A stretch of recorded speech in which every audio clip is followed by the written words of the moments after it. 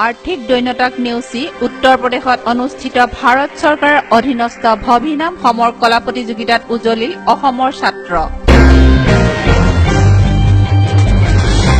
দৰিদ্ৰ পিতৃ মাতৃৰ সপোন দিঠকত পৰিণত কৰি আৰ্থিক দৈন্যতাক নেওচি বহিৰাজ্যত পুনৰ উজলিল নগাঁৱৰ এগৰাকী ছাত্ৰ নাম অনুৰাগ লস্কৰ ভবিনাম মাৰ্চেল আৰ্টত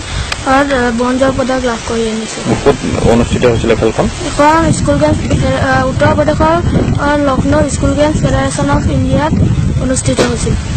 তুমি কেনেদৰে তাৰ অনুশীলন কৰিছিলা ঘৰত মই knight martial art academy practice কৰিছোঁ আৰু ঘৰতো আহি প্ৰেক্টিচ কৰোঁ তুমি এবাৰ কোন ক্লাছত পঢ়ি আছা মই 7ত পঢ়ি আছোঁ পঢ়াৰ মাজতো তুমি কেনেদৰে সময়বিলাক উলিয়াইছিলা মই মৰ্ণিং প্ৰেক্টিচ কৰোঁ আৰু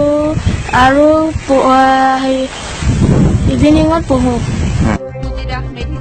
মিণ্টু লস্কৰ আৰু কবিতা দাসৰ একমাত্ৰ পুত্ৰ অনুৰাগ লস্কৰ আৰ্থিকভাৱে দুৰ্বল মাক দেউতাকে অনুৰাগক বহু কষ্টৰে ডাঙৰ দীঘল কৰিবলগীয়া হৈছে কষ্টৰ মাজেৰে অনুৰাগৰ অভিভাৱকে তেওঁক ক্ৰীড়া ক্ষেত্ৰত আগবাঢ়ি যাবৰ বাবে পাৰ্যমানে সুবিধা কৰি দিছে অলপতে উত্তৰ প্ৰদেশত অনুষ্ঠিত ভাৰত চৰকাৰৰ অধীনস্থ ভবিনাম সমৰ কলাৰ 63তম ৰাষ্ট্ৰীয় স্কুল গেমছত অসমৰ 13জনীয়া এটা দলে অংশগ্ৰহণ কৰিছিল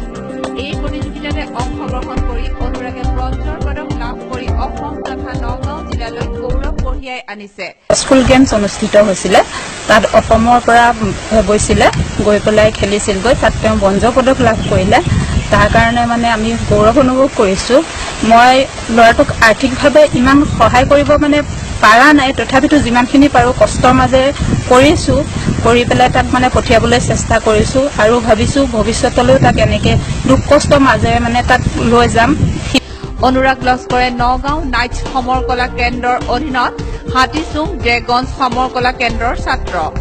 অনুৰাগে হাতীচুং সমৰ কলা বিদ্যালয়ত মুখ্য প্ৰশিক্ষক মিণ্টু গোস্বামী আৰু সহযোগী প্ৰশিক্ষক মৃণাল কুমাৰ মহন্তৰ তত্বাৱধানত প্ৰশিক্ষণ লৈছিল